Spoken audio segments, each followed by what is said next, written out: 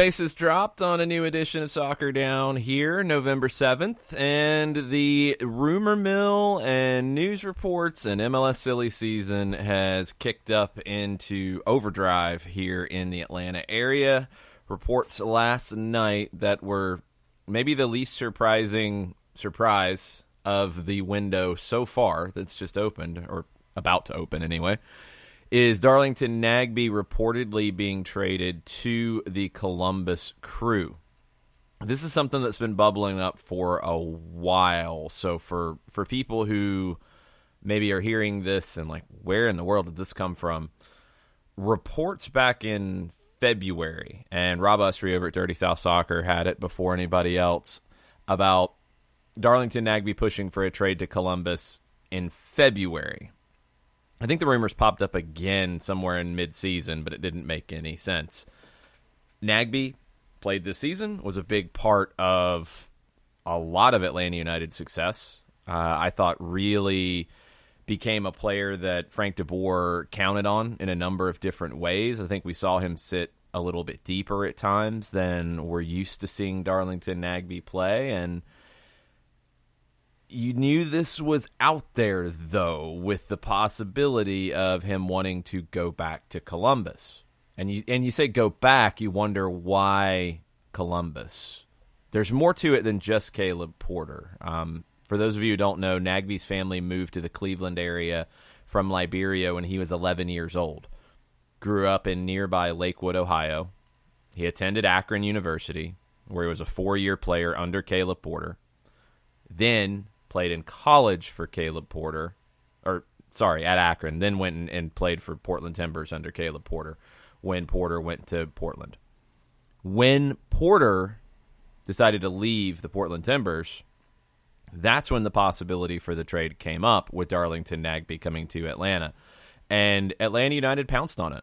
They sent $750,000 in GAM and $300,000 in TAM to Portland for Darlington Nagbe ahead of the 2018 season. Now, there were some other incentive-based clauses in that deal that could have taken it up to a whole nother level. It didn't happen, reportedly. So $1.05 million in allocation money went from Atlanta to Portland for Darlington Nagbe. It's been part of 3 trophies here in Atlanta. But started in February, the whole idea of him wanting to go back to Ohio. And with Caleb Porter in Ohio, that probably helped that process along, but it's not just Porter, it's the whole package. Now, a couple things in the deal. We're going to get into allocation money and what you can do with it and the differences between all of it. We'll get into that today. It's a good time for a refresh, and we've had a few requests for it. And John Nelson will be joining us here in the next segment as well. Go ahead and get your thoughts in on all this, whether it's thoughts on how you replace him, thoughts on what Nagbe meant to Atlanta United, thoughts on all of it. Tweet at us at Soccer Down Here. It's Thursday Thoughts. That's what we do. Now, one big key here in the article at The Athletic, and this is from Paul Tenorio and Sam Stejskal. This is expected to be one of the largest sums of allocation money traded in MLS history, according to the report in The Athletic. What kind of ballpark are we talking about? Sporting Kansas City received $1.6 million in allocation money. There were some triggers in that deal, and I think this was pre-everything being spelled out.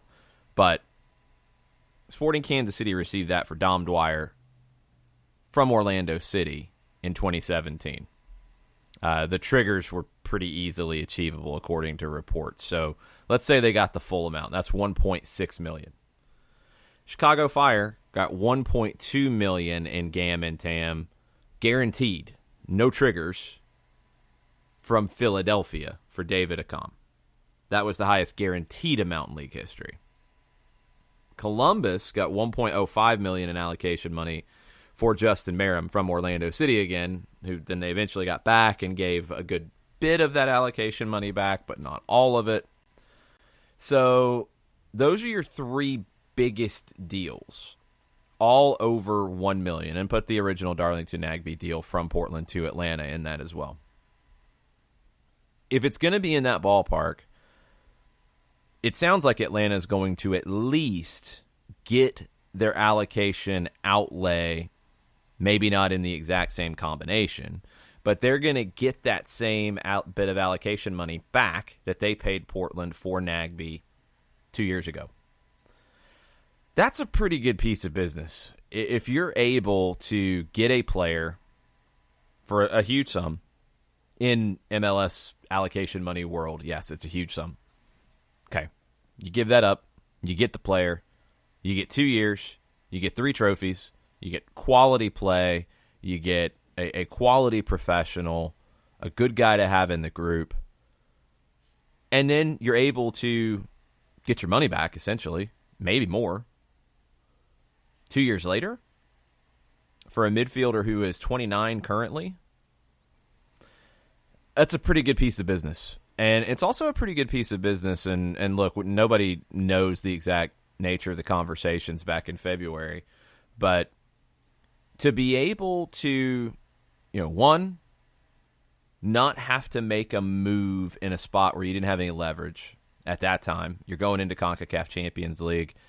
You need Darlington Nagbe. You're not going to be able to replace him straight away. To be able to convince him to stay and have the year that he had, and then make the move that it seems like will make him happy, it's good business all around. And it's a good advertisement for this front office, which is consistently said. And you go back to the Carlos Carmona deal, the end of the 2017 season ahead of 2018, when you would have loved to have had Carlos Carmona for 2018, but he wanted to go. Wife was pregnant. They wanted to get back to Chile. He had an opportunity to go to Colo-Colo and play in Copa Libertadores, a big playing opportunity in front of him. And the club kind of took a hit there and let him go. They did get a transfer fee. They did get something out of it. But they let him go at a point where maybe they wouldn't have wanted to if all things had been considered. Now, nobody wants to let a player like Darlington Nagbe go, but if he wants to go, and this is the opportunity to move him on and get something back, it's another kind of feather in the cap here for this front office, and it's going to make Atlanta United be a place that players want to go because they know they're going to be treated fairly. And they know as long as they do the job, they're going to get that respect from the club. You saw it with Miguel Almiron as well. You knew he was going to come in and be here for a couple of years and want to have the opportunity to go to Europe. Atlanta United helped facilitate that. So, like I said at the top, it's the least surprising surprise. Didn't know when this was going to come, but it's not exactly one that no one expected. I'm curious to see what the amount of the allocation money is, and I think more importantly, I'm curious to see what is done with it. That's going to be the key here. And that's been the number one part of the discussion that I think has been left out in general since the season ended, even going into the postseason when people started to look ahead to what changes you're going to see in 2020. Yeah, there's going to be players who are not going to be in Atlanta anymore after being here for 1 year or 2 years or 3 years. But there are going to be replacements. That's kind of how it works. And Atlanta United's in a different place, I think, every year to add a higher and higher quality level of replacement. And that's where you're at now. What do you do here? Darlington Nagbe is a unique player. I don't think there is a like-for-like replacement for him outside of a handful of players in the world. I think he's that good. I think he's also that unique.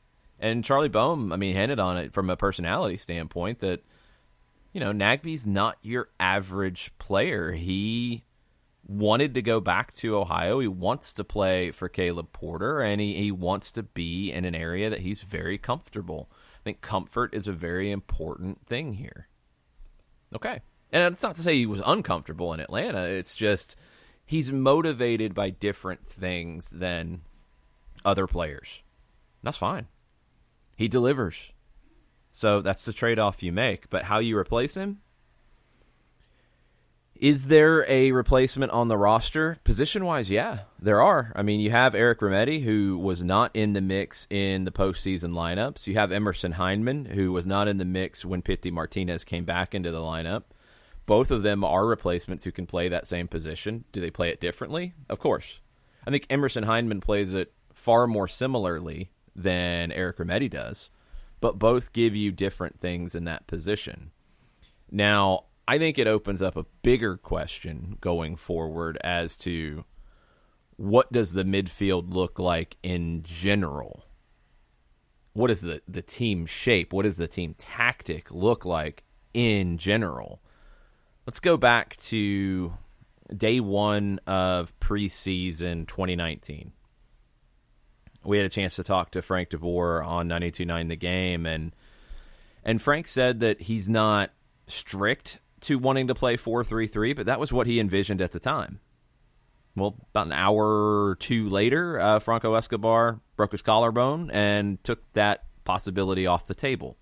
DeBoer said it many times early in the season. He didn't feel like he had a direct replacement for Franco Escobar at right back. So he went from a 4-3-3 idea to a 3-4-3. That didn't work all that well at that point. Okay? Switched to 4 in the back and a 4-3-3 when Escobar was healthy. It was better.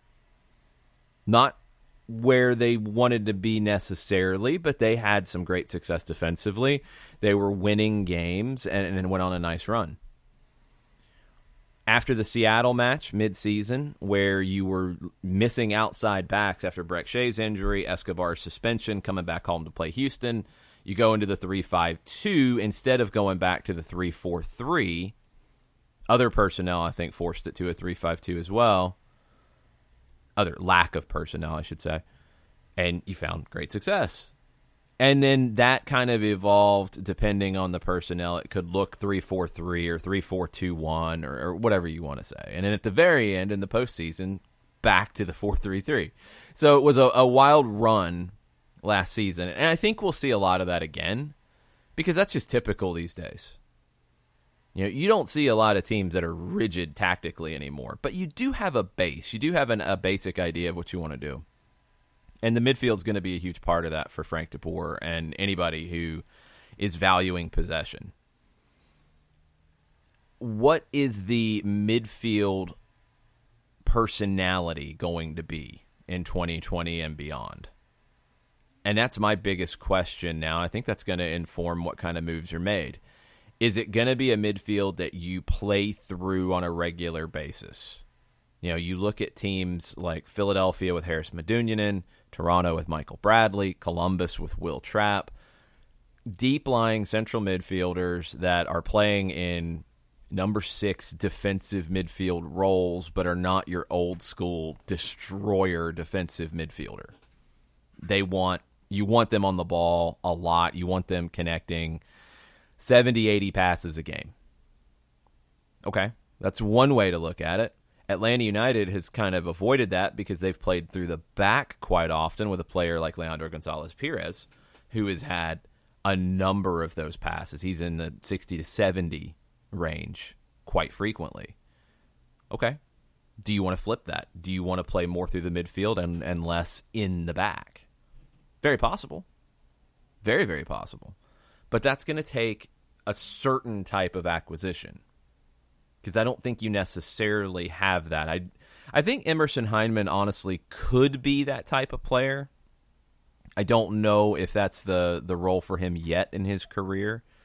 I think we saw this year from Hyndman that he is a more dangerous player in terms of production in the final third than Darlington Nagbe. Nagbe would generally have the pass into the final third that would set up the actions in the final third, but he's not picking up a bunch of assists. He's not scoring a bunch of goals.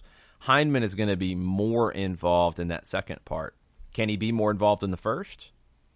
I think so. I don't know what the general vibe is there from the club, and I do see the general vibe from people in Atlanta that they don't think he's that player. I think he can be. I really do. I think that was part of the idea of acquiring him when they did, because look, the Darlington Nagbe stuff was not a shock. It didn't come out of nowhere. So I expect Heinemann to be here, and I expect him to be part of solving that puzzle. But I also would generally expect to see a defensive midfielder, a holding midfielder, a six, a deep-lying playmaker, whatever you want to call it. A player who can give you more on the ball in the central midfield, like you got out of Darlington Nagbe in some different positions, although think back to different points of the season where we saw him sit deeper and saw him play in that kind of role a little bit more. I think that gives you a hint as to the type of player that Atlanta United could go out and get as part of the replacement for Darlington Nagbe and as part of just the evolution of how this team is going to look. I think it's definitely a step in the right direction if you're able to play more in the midfield and build up play more in the midfield than on the back line. And you haven't necessarily had that player. Nagbe was that player at times in a deeper role. But Nagbe's a hard guy to define. That's part of his brilliance. But it's also part of the conundrum for a manager. Where do you play him? I'll be curious to see that in Columbus. Because Columbus has Will Trapp, who's going to be that guy sitting deep with a ton of passes in the midfield. They've played Artur next to him a lot, although it seems like Caleb Porter isn't as high on Artur as Greg Berhalter was. They went out and they got David Guzman, who is more of a traditional six, a physical six. Well, they're not bringing him back. Are you going to pair Trapp and Nagbe together in the midfield? I worry about it defensively. I think you can play through that. You got to get the ball off of them first, but I think you can attack through that space pretty well if it's the two of them. Are you going to play Nagbe out wide, which is something that Porter has done in the past? Not a traditional winger. Don't get it twisted. But Nagbe out wide is something that Caleb Porter has done a lot. Caleb Porter seemed to use Darlington Nagbe as the problem solver. If he was missing something in his team, if he needed something different in a position, Darlington Nagbe would end up there. He played as a 10, he played as an 8, he played a little deeper but not as deep as he did here in Atlanta. He'd play out wide, he plays at second forward. He did a little bit of everything for Caleb Porter in Portland. Will he do the same in Columbus? I mean, track record's there, we'll have to see. But how Atlanta replaces him will be one of the big keys here. And not just in who the player is, but what kind of a player is he? Because I think that will help give you a little more definition as to how this team will continue to evolve under Frank de Boer. Let's go back to Frank de Boer's hire late December 2018, going into training camp a few weeks later. You have the whole Miguel Almiron situation that you're trying to get resolved as fast as possible, but those types of deals are not easy to do. So you had a little bit of a, is he, isn't he, how is this going to work? Wasn't until the very end of January that it's going to happen. You're incorporating Pity Martinez, and you're playing in a few weeks. You didn't really get to change the roster in any way you wanted to, and you had a lot of guys under contract that wasn't going to be easy to change anyway. Now, it's going to be more of Frank de Boer's team going forward. I think some people have gotten this twisted a little bit in that Frank mentioned it after the loss to Toronto, that he's had the conversations with Carlos Bocanegra, and they've talked about kind of what they want to do going forward. Frank's not out there making the final decisions on that, and that's typical. It was the same thing with Tata. I think a lot of people thought Tata's on the phone talking to agents and negotiating deals, and that's not how it generally works. Peter Vermes is really the only guy in MLS who's doing it that kind of way. The manager talks to the front office about what kind of players they want and maybe some specific players that they might have connections to, and sure, they can get involved in those situations. But it's going to come down to the deals that the front office can get done.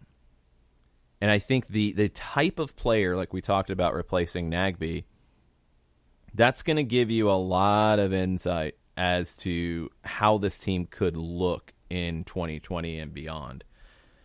I'm wondering if it is more of a possession-based central midfielder to give you that element that you haven't exactly had in the midfield. Nagbe never got the type of pass numbers that your Medunians, your Trapps, your Bradleys get, and I wonder if that's where you want to go, or do you want to keep it the way that it's been with building up through different spots and get more defensive in the midfield? Do you want to get more of a destroyer? The Dutch system is not so rigid that you can't go in different directions.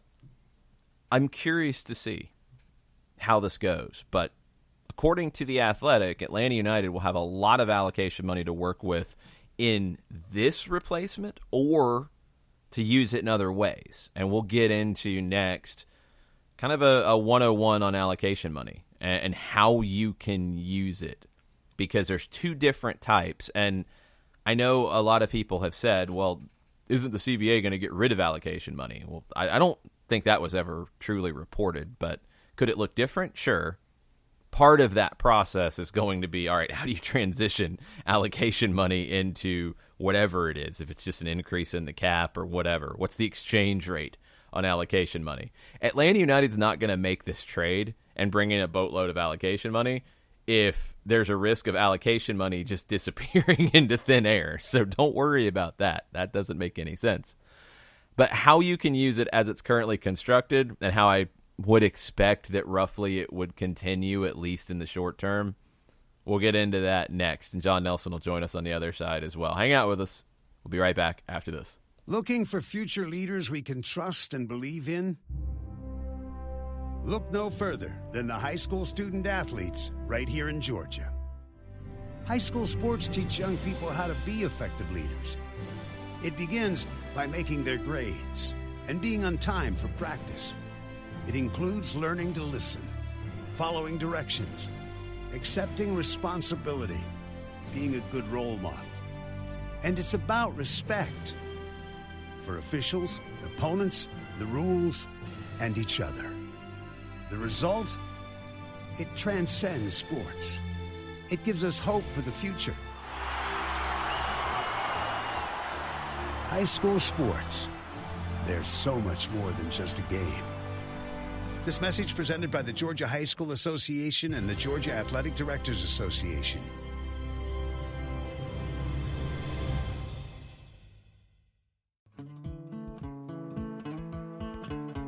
Today's show is presented by Appolinsky & Associates, personal injury lawyers with over 30 years of experience, supporters of Atlanta United, Faction, and Inter-Atlanta Youth Football Club. If you've been hurt in a wreck, contact Steve today at steve@aa-legal.com or call in 24/7 at 404-377-9191. The initial consultation is free. We know that every driver is different, and a one-size policy does not fit all. That's why Country Financial offers a variety of discounts, so you get the coverage you need and the savings you deserve. From good driver to good student, multi-policy to multi-car, we've got a discount to suit every driver. Call Jason Wright at 678-568-6871 today to see what you could save. On Facebook at Jason Wright Agency or by phone at 678-568-6871. Discounts vary by state. Policies issued by Country Mutual Insurance Company, Country Preferred Insurance Company, or Country Casualty Insurance Company, Bloomington, Illinois.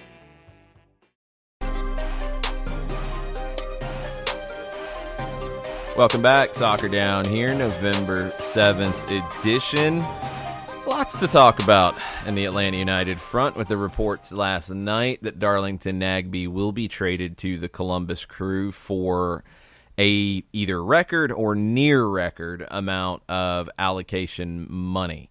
We're going to get into allocation money and what you can do with the two different types and what it could mean for Atlanta United here in just a second. But John Nelson joins us.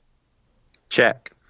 Now, was catching up with Matt LePay, the play-by-play voice of the Wisconsin Badgers, as they're getting ready for their game against Iowa for one of the college football programs that we do over on the OSG Sports side of things. And the Trophy Game Show will come out later today. Don't forget to download the OSG Sports app, also available iOS and Android for everything that's not soccer-based that we do here at OSG. Do you want the non-soccer stuff? Go get the OSG Sports app. And we'll give you all the soccer stuff on the Soccer Down Here app. We'll give you all the soccer stuff in a lot of different ways, and we'll have some stuff to drop your way later this morning as well. But let's get into allocation money first. It's kind of monopoly money in some ways. Allocation money, and it's going to be the crux of this deal, is something that the league has used for a while. It's evolved over time, but you have two different types. You have your general allocation money, and you have targeted allocation money. Now, we don't know the amounts here yet. One thing that MLS has done in recent years, thankfully, is announce how much of each and what the terms are of these deals. They used to not do that. Now they are. So we'll know when it becomes official, and that could be as soon as 1 o'clock on Monday when the trade window opens. It could be a little bit later than that. It's just whenever it gets announced. There's other trades that we're expected to see announced early on in that window as well. Nashville's been involved in a couple, it sounds like. There's other players who are out there on the market. We'll get into that too. But the allocation money side of it, the two different types, general and targeted, GAM and TAM. GAM, general, means what it means. You can use it in a variety of ways. Targeted, you can use it in very specific ways. So, in general, allocation money as an entity with both. Let's just start there, and then we'll break out the differences between the two. Allocation money, you can use it to pay transfer fees. You can use it to buy down a player's salary. So when you're paying the transfer fee, think about it from MLS world side of things. You're affecting the cap as well, because that transfer number goes into their cap hit. Like, you're not paying the transfer fee whatever you want whenever you want, and then you can sign a guy to $50,000 a year and they're not a designated player. Yeah, not so much. The transfer fee is part of their cap hit. Allocation money essentially extends your cap. That's the best way to think about it. So you have your cap, and a lot of people get hung up on, well, MLS has a salary cap of $4 million. That's crazy. This is such a tiny league. No. You have all the allocation money plus your cap, plus the different roster rules and such that everybody has. Teams are generally spending into the 8 figures on salaries for their team. It's not a $4 million cap. It's more like that plus all of the allocation money that a team has, which it can trade and can acquire more of. Gwen gets really pumped up about allocation money. Gwen's fired up about using allocation money as an asset. Yeah, it's that time of day. So, what can you do with it? And how much do you have? That's one question, and we don't know. That's one thing that I really wish was tracked better. And now that MLS announces how much goes in a deal, and dogs are all talking trash outside. Once MLS announces how much is involved in a deal, we know, but we don't know what was there before. And there was never okay, now we're going to announce this. This is what every team has to start with. We don't know. So you can do some guesses. I mean, you can go back through things and you can start to figure things out as to how much you have, but it's not exact. That's a frustrating thing at this point. And I hope that's something that maybe MLS says, you know what, now that we're announcing all of it, let's just tell everybody where they're at. That'd be great. Now, the targeted allocation money, the difference between the two, I think this is probably the one that trips a lot of people up. Yep.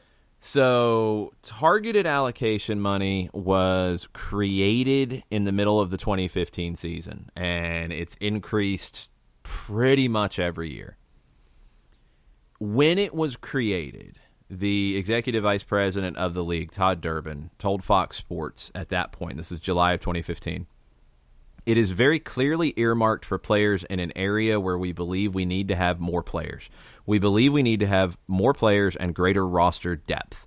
We believe we need to have more players who earn between, and this is at that time, the designated player threshold of $450,000 and $1 million per year. Now that's expanded to $530,000, which in 2019 was the maximum salary charge. If you were above that, you're a designated player until you're bought down.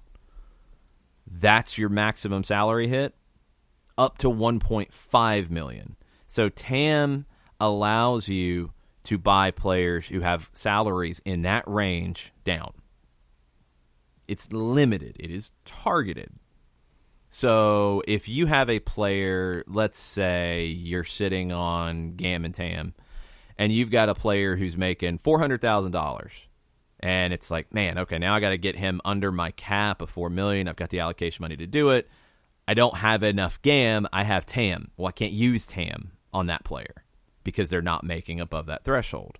That's why you see some of those weird moves from time to time when a team trades Tam to get Gam or vice versa. It's because of how it gets used. Now, the flip side, and this is something that I think people do mix up from time to time, you have a player who is on, let's take Darlington Nagbe, for example. He was on $665,000 last year, according to the MLS Players Association. Okay. You know that some allocation money was used to buy him down to at least $530,000 because that was the maximum charge. Otherwise, he's a designated player. So at least $135,500 was used to buy him down, and probably bought down further to get further under the cap, so you've got more room to do other things. But you don't know how much, and you don't know which kind, because you could have used either one. Some teams stockpile Gam, which they can use in a variety of ways. The same ways you can use Tam, but Gam you can use in broader ways. You can use it on that $400,000 player as opposed to just the player that matches the Tam rules. And the other thing is you can't combine the two in a deal. So you can't have a player who is on, let's say, $2 million a year. You can't say, well, okay, here's what I'm going to do. I'm going to buy them down with Gam to get under the Tam threshold and then use Tam to buy them down. No, you can't do that. You can't combine them. So it's one or the other. You can use Gam in the same ways you use Tam, but you can't use Tam in the same ways you use Gam. It's not as complicated as people will try to tell you. Like, that part of it is not that complicated. Tam is targeted for very specific kinds of players, and I think Tam has had a great impact in making this league stronger overall because of the types of players that it has brought into the league. We just don't know in this deal what Atlanta United's getting in what levels and how much they're going to get. You go back to that deal to get him here from Portland, it was $750,000 in Gam that went to Portland, $300,000 in Tam. John, if I remember correctly from some of the trades that we've seen this season with Gam and Tam being swapped, yep, most teams are valuing Tam at slightly more than Gam, but not by a ton. The exchange rate isn't like some dramatic difference, but you're generally giving up more Tam to get Gam. Yeah, because I think you have teams that are sitting there and looking at needs and trying to address them across the board as opposed to trying to figure out, okay, let's work it in this one direction and try to figure out, all right, here's what we can attack using things with Gam and go A, B, C, D, E, as opposed to sitting there and just trying to take care of one issue you think you have. You can try to address a bunch of different things.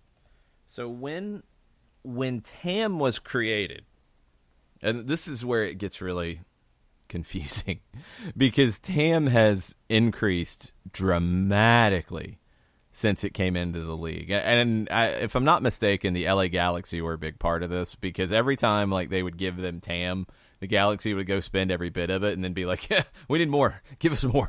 Come on, please. Okay, we got more. Okay, we're going to go spend that. We need more. Keep giving us more. Because it went from $500,000 over a 5-year period. That was the initial allotment from 2015 to 2019. Then an additional $800,000 was thrown into the mix in 2016. And that had to be committed by the 2017 summer window. So you had some time to use it, but you had to use it by that point, or it just went away. So you'd see teams who weren't going to use it trade it to somebody else who was going to use it and get assets, but not use the TAM, trade it to somebody else. 2017, an additional $1.2 million in TAM was thrown into the mix. That had to be committed by the 2018 summer window. Well, then at the end of 2017, they went nuts. So following the 2017 season, where each team received that allotment of $1.2 million, 2018, 2019, they were continuing to get an additional $1.2 million. So everybody was getting 1.2 in 18 and in 19. Clubs in 2018 could bring the 1.2 forward from 2019 and go ahead and use it. That happened some. But then they also created discretionary TAM, which you can't trade. No. Discretionary TAM is a whole different process. It's $2.8 million of discretionary TAM that funded by the team per year in 2018 and 2019. So that was massive. So what was kind of crazy about it is you saw TAM and its value change over these 5 years. It was probably very, very valuable at the beginning because there wasn't as much of it. And now it's kind of, the market's been flooded, so it's not worth quite as much. That's why the GAM and TAM trades are not wildly out of balance. So all that's through 2019. And it can be used in 2020. But nothing has been announced yet about TAM being issued in 2020 because you have a new CBA coming up. Now, I'm sure there have been discussions. I'm sure teams have an idea of what's in mind, how this is going to go. But TAM was something that the owners created outside of the CBA to increase investment in a very specific way. And the players as a whole, as a union, has not been happy about the way that it was created because they feel like it's not being used necessarily to re-sign players who are in the league. It's being used primarily to bring in players from the outside. Now, it has been used to re-sign players, but not as much. That's going to be a discussion point in the CBA. Will it go away? I mean, it could. I think it won't completely. Could it be phased out? Sure. If it's going to go away, there's going to be a phasing process because you're not going to make this trade otherwise. So what does that look like? There's no way to know until the CBA is done. But Atlanta United is going to have a significant amount of allocation money to work with to either bring in players in terms of transfer fees, help pay their salaries or get them under whatever threshold they need to get under, the new player, or use it to re-sign new players and buy their contracts down to wherever they need to be. And that has come up when you're talking about two players who are going into option years who are both, it's according to reports, especially from Doug Robertson at the HAC all season long, both have been negotiating long-term deals in Julian Gressel and Leandro Gonzalez-Perez. If you've got a significant amount of TAM or GAM or both to use now, you're going to have flexibility in signing them to larger deals and buying them down. And also, by the way, you're not going to have Darlington Nagbe's salary on your books, which was above the TAM threshold, which had to be bought down and ate up a significant amount of your cap. So you're going to have things to work with because of this deal. And John, I mean, we're not surprised that the deal happened. Maybe how it was announced or whatever, or whenever it does officially happen. It hasn't officially happened yet. You knew this was a possibility. The opportunities that it creates, Atlanta United handled this about as well as you possibly could with a player who obviously wanted to go. You convinced him to stay for the year. You had success. And now you're going to get a significant return back, potentially your investment that you gave to get him here. You're going to get that back and more maybe. And don't think that for a second the front office sat on their hands this entire time and now they're shocked by this turn of events and, we'll go ahead and do it. Quoting Fred Dalton Thompson from The Hunt for Red October, Russians don't take a dump, son, without a plan. In this case, the front office definitely has had things in their thoughts. They've had players in mind, and they have an idea as to where they would like to go forward. And I've always thought that when it comes to Atlanta United's front office, regardless of the player that we're talking about, but in this case, Darlington Nagbe, they've been a move or two ahead of what the rest of the league has been. At times, to me, it has seemed like Vulcan chess versus checkers when it comes to trying to get moves squared away. But what you've done in essence, and let's recap the activity that Atlanta United has had with Columbus, if you include this deal on the books, which is anticipated Monday. You've got Justin Meram, basically for Romario Williams, and a handful of dollars. And no, I think it was pretty straight up. I mean, not in the same deal, but essentially I think the amounts were the same one way and the other way. It's like $50,000, I think. I don't know if it was. I think it's basically a player swap, just done at different points.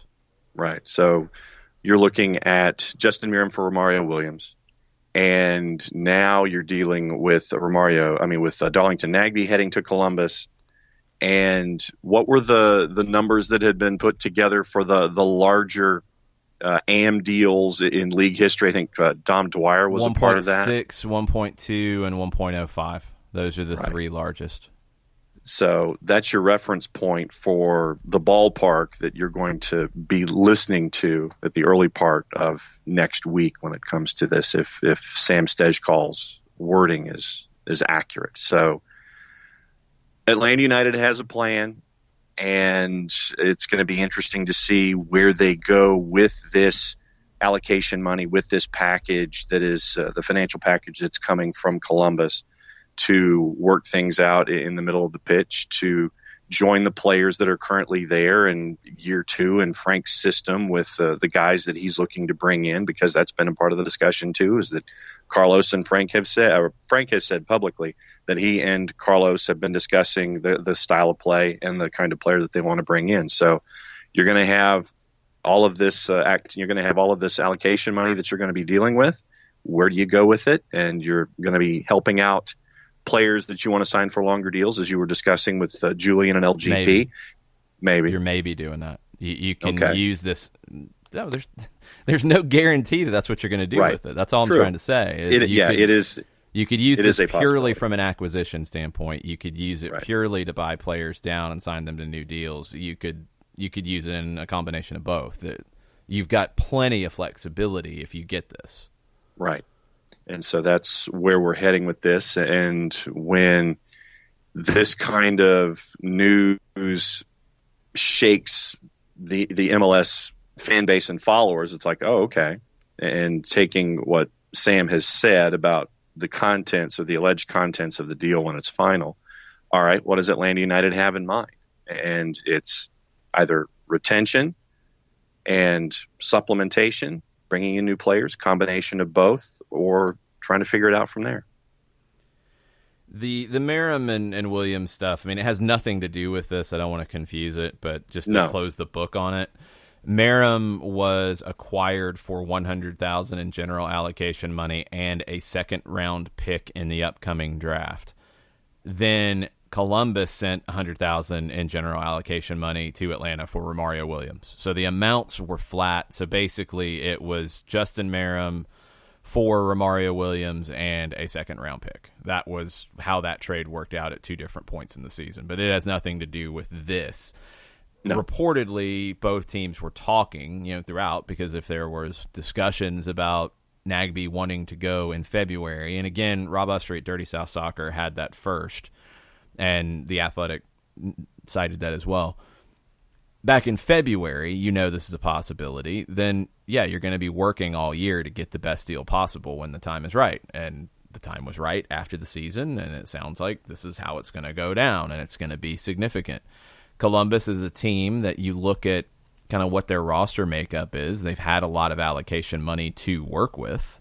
So, you can move that for a player like Nagbe, who's going to be reunited with a coach that he's very comfortable with, and a location that he's very comfortable in. He gets to play professionally in Ohio for the first time in his career, where he grew up.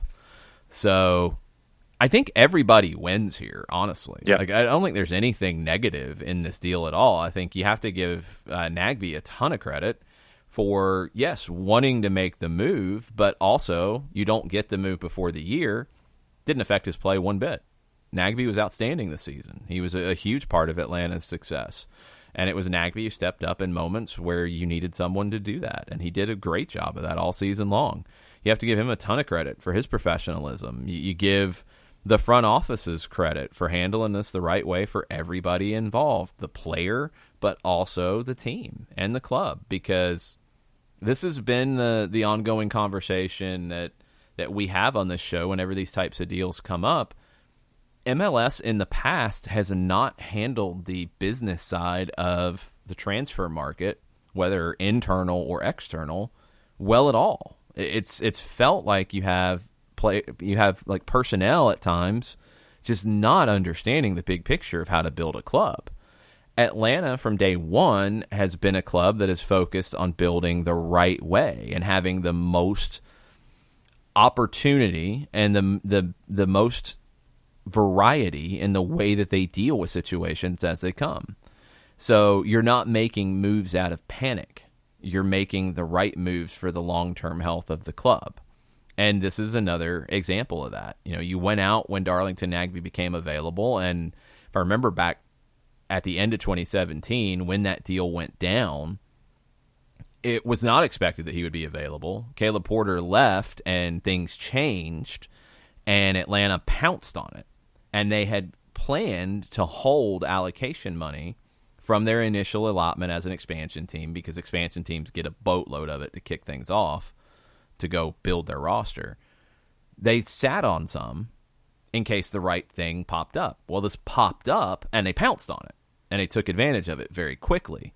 But then you've had other situations like this one now where you're able to plan for it. That's the mark of a top club, and that's the mark of a club that handles it the right way. You're not letting assets go for free, but you're also not holding assets ransom in a lot of ways. You're not holding them to play their contract out. And for those of you who've watched the Maradona documentary where Ferlano, the president at Napoli, after the UEFA Cup in 1989, Maradona said, "I want to go. I want to be sold. I want to leave." He wanted to go somewhere that wasn't as crazy. And Ferlano was like, "No, I'm not going to sell him. Why would I sell the best player in the world?" And he said that essentially I was Maradona's jailer. And he kind of was. Well, this is not how Atlanta United is operated. When Carlos Carmona wanted to go, they got the best deal that they could for the club, and they made it happen. And in this case, it sounds like a very similar situation. They waited till the time was right. They got the best deal for the club, and now you're going to move on, but you're going to move on from a position of strength. You're not moving on from a position like DC United has, where Wayne Rooney wanted to go, and you let him go for free. And Luciano Acosta wanted to go, and you somehow, I don't know if it's on DC, I don't know if it's on Acosta's people, I don't know if it's PSG, but somehow you blew that, and you couldn't find a place for him to go, and he walks for free. Spurs. You can't operate that way. Well, Spurs, we'll find out. Spurs is far more complicated because of the different world that they're in, but also they did get to a Champions League final, and they did have to deal with all of that, and they've had very complicated situations with their manager. So, yes, to a degree, but it's more complicated than these things. Atlanta has prepared well for player departures and made the most of them when that's had to happen, and I would expect that to continue to be the same this offseason. Now, what do you do to replace him? And that's going to be the biggest question that a lot of people will have. Do you make a trade within the league? Do you go out and sign someone new? I think there are other things that are going to happen first. The transfer window doesn't open yet, so sure, there'll be speculation, and I'm sure it will pop up, but you're going to have a trade window first. You're going to have to make decisions on options first. All of that will happen first. And when you get to that transfer window, remember how it always goes. Like, it opens in January, but it's December where you start getting announcements, especially for South American players, as their seasons go into that summer break. You'll start hearing who's coming, who's moving, what the window could look like for Atlanta United as early as December. So they're going to have resources to work with after this trade. How they use them, we'll have to wait and find out. Let's take a break, come back, get a couple questions before we wrap up hour number 1 right after this. A ranger station. I'd like to report a bear hug. Okay. I put out my campfire and Smokey Bear hugged me. So you drowned the fire, you stirred it, drowned it again, and felt that it was cold? Uh-huh. Yep, he's just letting you know you did good. Bear hug from Smokey Bear. Status update. I'm gonna let you go now. There are many ways to start a fire, but one sure way to put it out. Learn how you can do your part at SmokeyBear.com. Sponsored by the U.S. Forest Service, Ad Council, and your state forester. As a business owner, you know that every year brings new challenges and opportunities. The success of your business demands expertise and focus. And Country Financial can help you keep that focus by helping ensure you have the right insurance protection in place to meet your goals. Jason Wright can help you create a customized insurance plan that has coverages designed just for your business. Give Jason a call at 678-568-6871 or reach him on Facebook at Jason Wright Agency. Coverages vary by state. Policies issued by Country Mutual Insurance Company, Bloomington, Illinois. This is what matters. This is beyond X's and O's. This is the difference mutual respect makes. This is what character looks like. This is what defines us in Georgia. This is sportsmanship. School sports. It's not the outcome that matters most, but the way the games are played. This message presented by the Georgia High School Association and the Georgia Athletic Directors Association.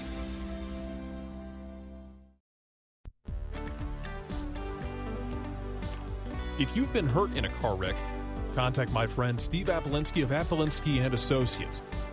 He's been representing individuals for over 30 years throughout Georgia and Alabama. Email him at steve@aa-legal.com or call him 24/7 at 404-377-9191. The initial consultation is free.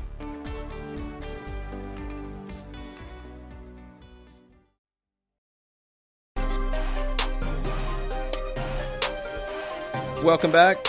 Soccer Down here, November 7th. Let's get to the questions. It's the Thursday Thoughts edition of the show. Share your thoughts with us on Twitter at Soccer Down here. What are the people thinking? Admittedly, Tofka, since he did not listen yesterday, is catching up today. And Could be dangerous. Yes, it is. He says, I think Toronto has shown the outer extremity of the MLS artificial cap is about $25 million in salary. Well, no. I mean, Toronto's spending... That's why there's not necessarily an outer extremity, because, I mean, if Toronto wanted to spend $10 million a year on salary for their designated players, they could. They haven't. They spent a lot more than most. According to Spot Track, which is not 100% accurate, but the total amount of spend for Toronto is about $3.5 million more than LA Galaxy, who's next. 21 plus million. Galaxy are 17.7. Chicago 16. Well, they got a lot for that, that's for sure. LAFC at 13.3. Sporting Kansas City at 12. Seattle at 12. Atlanta at 11.5. So it can go wherever you want it to with that designated player part. That's where it gets weird. The better part of looking at the cap is leave the designated player salaries above that out of it and just focus on the base. So for those guys, cut it down to the maximum amount, the $530,000, and then look at it. I think, without doing a lot of weird math and not having all of the information, I think roughly your cap amount can be as high as $8-9 million. Let's go to the lowest. Vancouver in the league, $5.8 million. Dallas, $7.4. Most everybody is above $7.5. I think those are teams who probably are not taking full advantage of their discretionary TAM.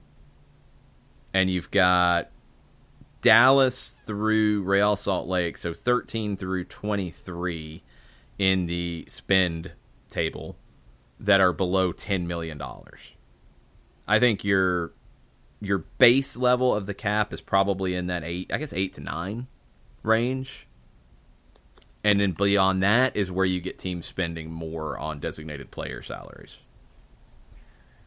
And Tofka also says that TAM is a perfect demonstration of inflation for economics class. Yeah, it is. That's true.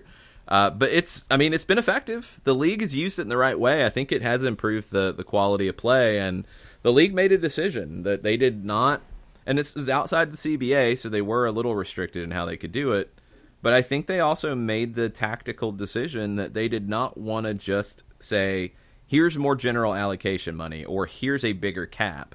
They said, we want you to spend it in a very specific way on these types of players. And that was the key here. I mean, let's look at Atlanta real quick. So your designated players on the books, Joseph, Barco, Pitti. Your TAM or GAM buy-downs. And because you can use either one, Tito Villalba, who was a designated player until you bought him down. Leandro Gonzalez-Perez would have been, but you always use TAM on him. Brad Gazan, you always use TAM or GAM or something on him. Justin Merrim, Darlington Nagbe. Those are players that would not have fit into your team, or you wouldn't have been able to pay them more than the maximum cap hit in previous years before TAM came into the mix. So is the league a better place for having those guys in it? Yeah, 100%. So I think it's done its job. And I think that's why it's not just going to disappear and go away and we're not going to see it. I think you're going to figure out how to incorporate it in a very specific way because it served its purpose. But the CBA could change how it is structured going forward. So I don't know, maybe that could mean if you're getting a bunch of TAM here in this deal, maybe that means you're going to need to spend it quickly. And if you do, then that's what Atlanta will do in this next window and probably into the summer window. I would assume that any dramatic CBA restructures to the way that salary caps or allocation monies are used in MLS wouldn't take effect until the 21 season and then would probably still be phased to a degree. So can't wait to find out. That part's all going to be craziness, but yeah, it's definitely an example of all of that. Sean Vergara, to finish up hour number one, does a Nagbe trade mean Gressel stays? Yeah, leave that one to finish it up. It doesn't guarantee it. It could. I mean, just you do the math and you say, okay, Julian Gressel was on $133,000 last year. That was a rookie deal. The option amount you would assume is not dramatically more than that, but more than that. You're going to pick up the option, but you could pick up the option, tear it up, sign him to a new deal, and pay him. Just put him straight into Nagbe's spot. I mean, just do that if you want to bump him up to that point, and then use. If you already have allocation money to buy it down, like you've been doing for Nagbe, or whatever you're getting from the Nagbe deal, you use that to buy him down, you're good.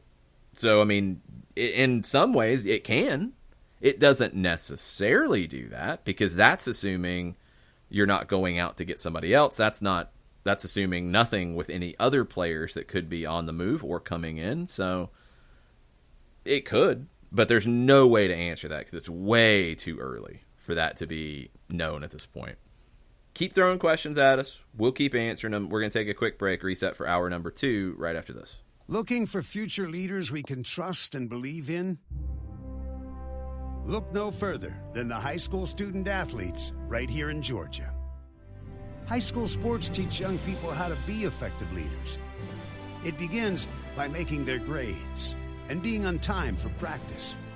It includes learning to listen, following directions, accepting responsibility, being a good role model. And it's about respect for officials, opponents, the rules, and each other. The result? It transcends sports. It gives us hope for the future. High school sports. There's so much more than just a game.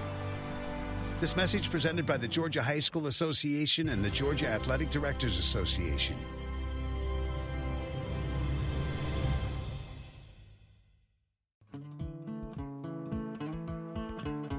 Today's show is presented by Appolinsky & Associates, personal injury lawyers with over 30 years of experience, supporters of Atlanta United, Faction, and Inter-Atlanta Youth Football Club. If you've been hurt in a wreck, contact Steve today at steve@aa-legal.com or call in 24/7 at 404-377-9191. The initial consultation is free. We know that every driver is different, and a one-size policy does not fit all. That's why Country Financial offers a variety of discounts, so you get the coverage you need and the savings you deserve. From good driver to good student, multi-policy to multi-car, we've got a discount to suit every driver. Call Jason Wright at 678-568-6871 today to see what you could save. On Facebook at Jason Wright Agency, or by phone at 678-568-6871. Discounts vary by state. Policies issued by Country Mutual Insurance Company, Country Preferred Insurance Company, or Country Casualty Insurance Company, Bloomington, Illinois. You're listening to Soccer Down Here daily on SDH Networks, a division of OSG Sports. Find us at Soccer Down Here on Facebook and Twitter. The time is now the top of the hour. Peep, y'all.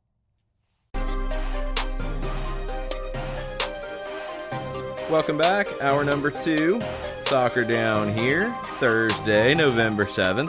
Thursday thoughts. We're taking them. Share them with us on Twitter at Soccer Down Here, and we will continue to get to your thoughts. Couple things to keep in mind coming up in the SDH universe. Be on the lookout on our Twitter this afternoon for a special surprise. Let's put it that way. For those of you guys who have made some requests for things, we'll leave it as vague as possible. But make sure you're following at Soccer Down Here for some opportunities, let's say, later on this afternoon. Okay. Your calendar. We're going to try to take control of your calendar for just a little bit. So, this weekend, Friday, Sunday, SAA, NCAA Division III Conference Tournament in Brookhaven at the campus of Oglethorpe University. 2 games tomorrow, semifinals. First one's at 4:30, second one's at 7 o'clock. The second one's the important one. It's Oglethorpe and Barry. Not trying to say that Center and Millsaps aren't important, but they don't have as many local fans as Oglethorpe and Barry. And this is going to be a huge crowd, potentially a record-setting crowd on the campus of Oglethorpe University. And it should be a great match. I mean, Barry has really pushed Oglethorpe in recent years. 3 of the last 7 times they've played, it's gone to extra time.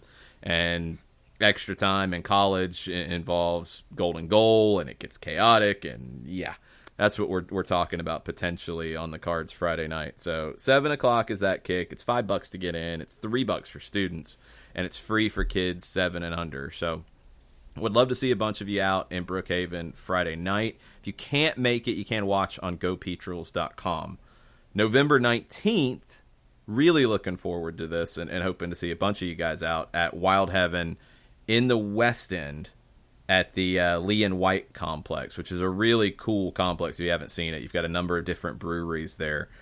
Wild Heaven is where we will be, and Mike Conti and Kevin Egan will be with us to talk about the season. I'm sure we'll be talking about Darlington Nagbe. I'm sure we'll be talking about other moves that have happened between now and then, but we'll talk a lot about kind of what it's like for us to do what we do, traveling and calling games and all the chaos that comes from it. So Mike and Kevin might do rock, paper, scissors about which press box is better, or which press box food is better, or which city has the best restaurants.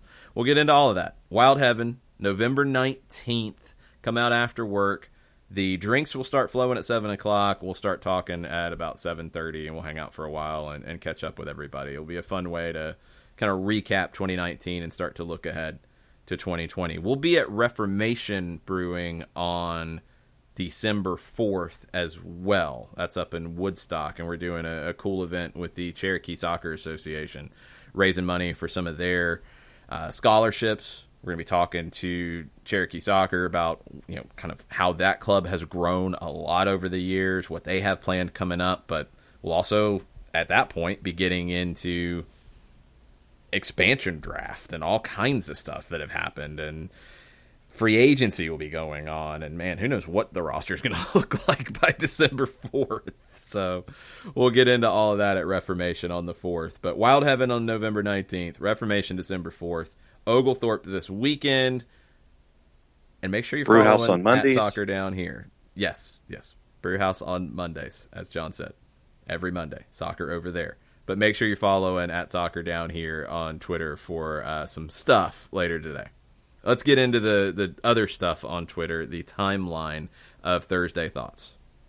Ricky Ricardo says, being an African-American at Darlington Nagbe was more than a missing piece on our title run. He was the man that gave me and other black males a player we could root even harder for in the representation for young black kids on this team, that they could not only be a pro soccer player, but be a critical piece to a successful team and reach the highest peak in this sport. I will miss him and everything he brought to this squad. # Thursday Thoughts. Yeah, I know that hasn't been said just by Ricky. I've seen that multiple places. I saw it when he was brought to the team as well. And Darlington, I think, really had more of an impact than just on the surface with this group and with the team and with the fan base and all of it. And that's very important. I think it will be down to others to kind of pick up some of that slack. And one that I think can pick up some of that slack in 2020 and beyond is George Bello. I think Bello, we almost forget about a little bit because of the injuries this year that took him out of the mix. But being a local kid, and a local kid that has every opportunity to go as far as he wants to go in this game, I mean, we're talking about a really special talent, potentially. After all the injury recovery, I really hope that he hits the ground running and is the star that we thought he could be starting next season. And that will not completely replace that, and it's a different position, obviously, on the field. It's a whole different conversation. But in the community, I think George Bello, being local, could have as much or even more of an impact, potentially. Jeff Riddle admits he thinks it's a hell of a hole to fill in the midfield. And Frank Marrow says it's a huge loss. And it's stuff we talked about in hour number one. Hopefully Darren, Frank DeBoer, and Carlos can do their magic. Find someone somewhere to take his place. Certainly no one in MLS can do so.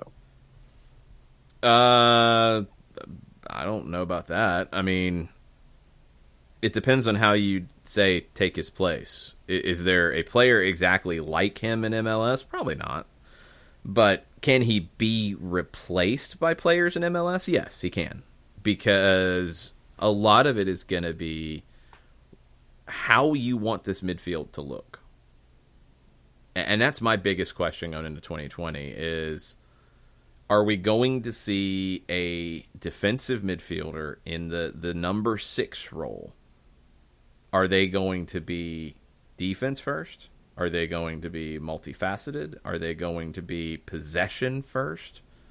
What is the priority for that position? What does that look like? I don't know. And that's going to define what happens with this group and how you replace him. You can replace him with players within the league. It might look different, and maybe that's what you want to do. And that's the question that I have. I think you also have to look at what you have coming back. So you do have Eric Remedi under contract. I'm assuming, and I've assumed this from the day the deal was announced, I'm assuming that Emerson Hyndman is a long-term, not a 6-month loan.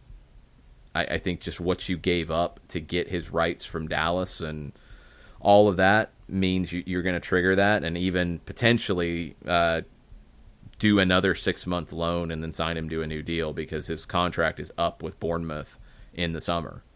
So he could sign a pre-contract with Atlanta in January window, and I don't think Bournemouth is going to play hardball here. Why would you? So if you're getting a loan fee or you get a small amount to make the deal permanent in January, you do. Otherwise, you let it run out and you get him then. I mean, I think he's going to be here long term.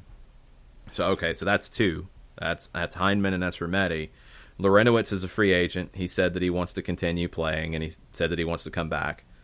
You have to find the right dollar amount and make all that work, but that seems reasonable. That seems realistic. So if you do those 3, okay. You're replacing Nagbe. I don't think you have anybody internally who will be eating that spot up. There's not a twos player. There's not a homegrown player that's ready for that jump who does the same things. So you're probably going to look outside, and then it's down to what do you want that position to look like? Nagbe played not as the 6 often, but at times he did drop into that role, and I thought the team actually looked really good when he was in that role. So do you want to get a player as similar to Nagbe as you can to do that? And then who do you play around him? Does Hyndman drop into the 8, and I'm doing air quotes, the 8 role that Nagbe played before that was sometimes a 6, sometimes an 8, sometimes pushing into a 10? Can Hyndman do that? I think he can. He hasn't done it as much. He hasn't had as much experience at it. He's a younger player, so is it going to be as good as Darlington Nagbe? No, probably not day one, but I think he has the skill set to be able to do it.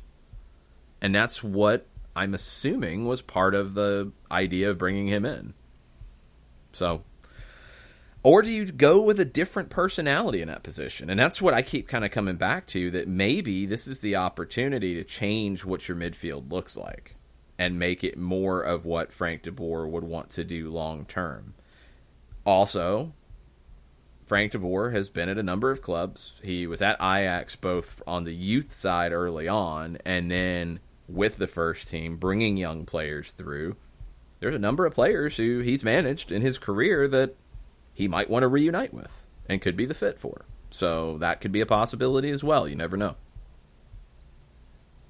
Katie Weaver says Darlington was the most important player for Atlanta United over the past 2 years, not named Joseph, and I'd listened to an argument that he was team MVP this season. Now I'm just going to go watch Nagbe highlights while listening to Smooth Operator. It's such an interesting conversation when you get into this about how you define Darlington Nagbe, how you define his impact. I don't know if we'll truly know until next season. Because did Darlington Nagbe make this team into an MLS Cup winner, winning 3 trophies? Could it have been that if Carlos Carmona stayed and played that role for another year? I don't know. Nagbe was a great fit and a player who became available, and you went out and snatched him up quickly.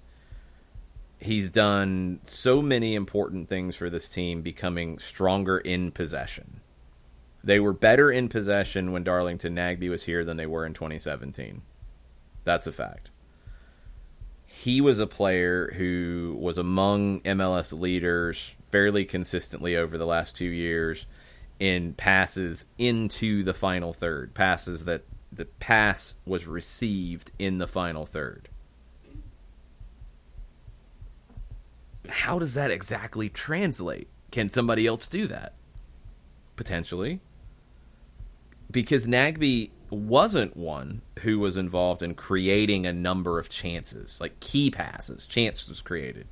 That wasn't something that he did a lot of.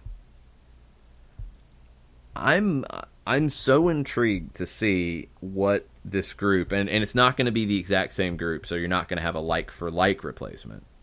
But I'm so intrigued to see what they look like without him to potentially have a better understanding of what his true impact is.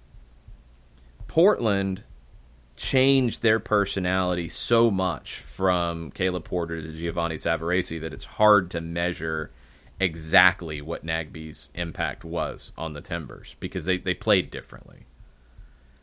I think we'll get to see a little bit of, now you had 1 year of Porter in Columbus, you'll have Nagbe in year 2. How different do they look from the way that they ended in 2019 to how they look in 2020? That'll be a basis for comparison, but how Atlanta looks differently without him will help us better define his true impact, because he's not a player who shows up on the stat sheet. He's not a player who shows up in the highlight reel very often. He's a player that is so good in possession. He's a player that's so good in keeping possession and moving possession. And he's so good at dealing with pressure. Can you get the things that Nagbe has given you from different players in different ways? That's going to be the question for Frank de Boer and the technical staff going forward. Chris Hutchison has a boatload of questions this morning, some of them that you've answered. Okay. First question is, Remedi to step up, and does he fit in Frank de Boer's plans? He can. I think he fits best in the role that Darlington Nagbe was playing. Now he's going to come at it from a very different way, but in Frank de Boer's midfield, I don't know if Remedi's way of playing the 6 was what de Boer wanted versus what Remedi did at Bonfield, for example, where he was a 6. In Atlanta, he hasn't been a 6 as much. I think he's probably played more as the mixed midfielder, the 8, the other central midfielder, versus being a true 6. I think he's played more of that other style of midfield in Atlanta. But at Bonfield, he played a lot as the defensive midfielder in a 4-1-4-1. It was a different way of playing. Under Frank de Boer, I don't know if he would have been able to play in that kind of role as effectively, and I don't think he's that number 6 exactly for a Frank de Boer team, for a possession-based team, a disciplined possession and defensive team. It doesn't suit him as much. You want him to be freer. So once it was kind of decided that, okay, we don't like what we're getting there, we want to go with Lorenowitz in that role, Nagbe's not going anywhere, that means Eric has to sit. Now that Nagbe's not there, it opens up the possibility, but you don't know how you're going to replace Nagbe if you're going to replace him directly. Does this move just open up the spot for Remedi to take and grab? Does Heinemann move into that role instead? We'll have to wait and see. I think he can fit Frank de Boer's system, but not where he was being forced to fit it before. He might be able to now with Darlington Nagbe not in that role. And since you've discussed Chris's question about who replaces Nagbe, he wants to know who would replace Parkhurst. Well, in 2019, it wasn't as much of a critical need to replace because you're talking about Michael Parkhurst, who played a variety of roles for you in the back. He played as a center back in a 4. He played as a center back in a 3. He played as a left back or a right back in a 4. I'm trying to see how many times he started in MLS play in 2019. It was 15 times. So how you replace that? It's not as difficult. The bigger question is going to be Leandro Gonzalez Perez, his option / long-term contract. If you're replacing both, it's a far more complicated situation than if you're just replacing Parkhurst. You can replace Parkhurst if you bring Florentine Pogba back, and he's on an option according to Doug Robertson at the AJC.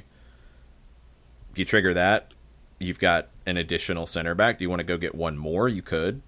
And you could replace it. You could replace him with Jeff Lorenowitz if you transition him into being a center back rotation as opposed to a central midfield rotation. That's possible. You could go get a veteran from within the league or from outside the league. But it's not as dramatic of a replacement because you're talking about somebody who started 15 games and by the end of the season was not that key element. And if you're going to go 4-3-3, I mean, let's play the progression forward a little bit. So if you want to go 4-3-3, you want to play 4, you're talking about 2 center backs instead of 3. If you bring LGP back, you're talking about LGP and Robinson. And you have Pogba as a potential replacement, and you have Lorenowitz as potential depth if you re-sign him. It's a lot of ifs. But those are more easy to replace in a 4 than if you're going to play 3 center backs where you can bring Escobar into that mix if you want to. I don't think Escobar fits as a center back in a 4-man back line. You want him as the right back. But it's not a scary replacement situation, if you get what I'm saying. Nagbe and his role is a much bigger replacement situation than Parkhurst is because of how things ended. Who's the transition from Lorenowitz? That's going to be the question because, one, does Jeff transition into a center back depth? Does he replace Parkhurst, essentially, as your veteran center back depth? He could. Who becomes your 6? Because you look at the way the season played out. Remedi was that for a while. He hit a bad patch of form. Lorenowitz came in, took the job at the end, gave you more disciplined defensively than Remedi did. You lost a little bit of the dynamic play that Remedi gives you. Could Remedi go back to being the 6? Maybe with a full preseason in that kind of role and with things a little more defined. Hopefully everybody's healthy in preseason. Maybe. I'm leaning to where I think Remedi's more effective not replacing Lorenowitz directly. I don't think Heineman's ready for that kind of role yet, although he's played it a little bit. I do think he could long-term become that kind of player. You're probably going to have to go get a 6. And I think we started talking about that back in the summer, that was a position that, looking forward, you could see Atlanta United go invest in an important defensive midfielder. That's the one that I feel like they probably have top of the list. Because however you want that player to play, if you want them to be more defensive, if you want them to be very possession-oriented, however that is, I think you have the opportunity to go get the exact kind of player you want. And in teams that want to prioritize possession, the number 6 is a critical position for you. So I would assume that could be top of the list for Frank de Boer and for Carlos Bocanegra, is to go get that replacement long term. Because even if you bring Jeff Larentowicz back, at some point you're not going to be getting 25, 30 starts out of him. You're going to be getting less, and you'd rather have him as an option to fill in the back, fill in the midfield, give you some starts, but not have to play the bulk of those minutes. Because you can't count on him for 5 years. If you go get that acquisition right, and you go get the right player, you could be going to get your 6 for 5 years. And that's kind of where you want to be. Is Bello ready? Yeah. Yeah, why is... I don't even know why that's a question. Because, I mean, you're talking about a kid who started the first game in the Champions League in Costa Rica. Injuries are what took him away from playing more. Went to the U17 World Cup, and that was a cluster all the way around for a lot of players. Played very well for Atlanta United too. But you're talking about a young kid who's one of the most promising talents in the United States. So, yeah, is he going to be an all-star next year? That's a big ask. I'm not ruling it out, but I'm expecting a young player who will make some mistakes, but a young player who will give you some spectacular play as well. And if you get Bello and Escobar on the flanks going forward from outside back, you've got a lot to hurt teams with. So I think the expectation is that, yes, he's ready to go and he's your starter day one. I think that was the expectation this year, to be perfectly honest. Yeah. Then 2 more from Chris. He wants to know, and this is the answer is a lot, and it's just going to depend on what the front office is looking for. Chris wants to know what midfielders are available on the market. Oh, there's no way to truly know. I mean, that's the thing, is available on the market. 11 billion, because the market's worldwide. That's what you're talking about from an Atlanta perspective, is that they could go to South America. They could go to the Netherlands. You start to look at where the connections could be. They could go to England. There's not a limit. It's more of what type of midfielder you want to go get. That's what's going to limit you, not the number. You're going to have plenty of options. And the amount of money you'd be willing to spend, and I'm assuming, I mean, you don't have a designated player spot open right now, so you're still talking salary up to $1.5 million. You can get a lot of midfielder for that type of salary in a lot of different places. So there's no limit to that. And then the last roster question Chris had is wondering about the futures of PT and Tito. Well, Tito's reportedly on an option, according to Doug Robertson. What type of amount that option could be is a very good question, because guaranteed salary for him in 2019 was $830,000, and you didn't get that in return. Now, he's had a ton of injuries over the last 2 years that I think have affected that.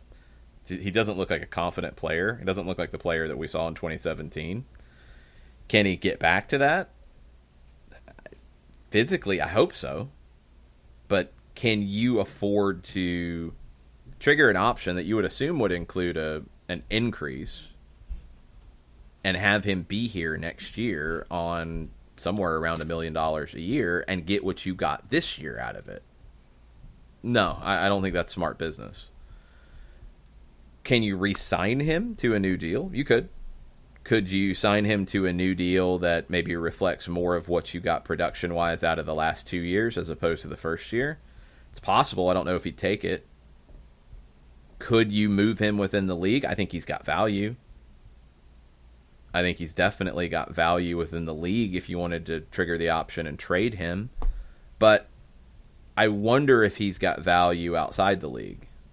That's the part that's a lot harder to read. Is there a club in Argentina that would have the money to bring him in? I don't know if he'd go anywhere outside of San Lorenzo, and I don't know if they've really got the money to make any kind of deal like that, which is a problem. Could he go to, a Mexico or somewhere else? Possibly. I think Mexico might be a decent fit. I don't think Tito is here unless there is a fairly significant salary restructure. And there is a lot of hope that his injury issues are behind him, at least the parts you can control. I mean, you can't control if he gets kicked and injured in that way again, but can he get back to where he was? And that's going to be down to your medical team and your sports science people to determine. I think it's far less murky for him than it is for a Pity Martinez. Pity, I wish we knew at least a ballpark on what his contract length is. I'm assuming it was 3 to 4 years. It's not going to be an easy player to move. I mean, I think people have speculated that it's just, you just take a loss on him. That's not smart business. I don't think you'd do that. What would the market be for him in Europe? I don't think you'd find the right market that you want to do, that you'd want to make that kind of money. I don't think you could find it.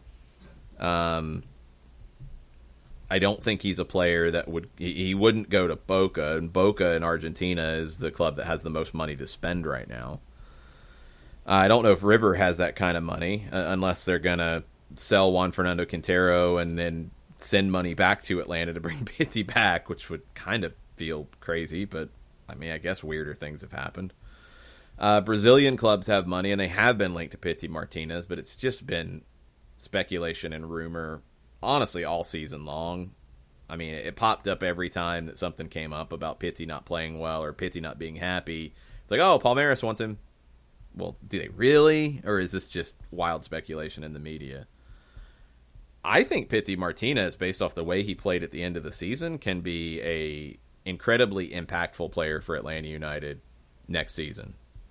Now, some of these questions about how they play are going to affect that. Where do you see him? If you're in a 4-3-3, do you see him out wide? Do you see him as a 10 in front of two central midfielders? Where do you see Barco? Is Barco out wide? Is he that 10? Do you make the decision that you liked Pity in that second forward kind of role instead and play two up top? You could play a 4-4-2 that looks a little bit more like a 4-3-3. You can do different things with that. You could play 3-5-2 as your base to play him and Joseph together, but then you do get into the questions about what that means for Barco. I think Pity was a lot better than he got credit for this year. A whole lot better than he got credit for this year. You're talking about one of the better chance creators in Major League Soccer in 2019.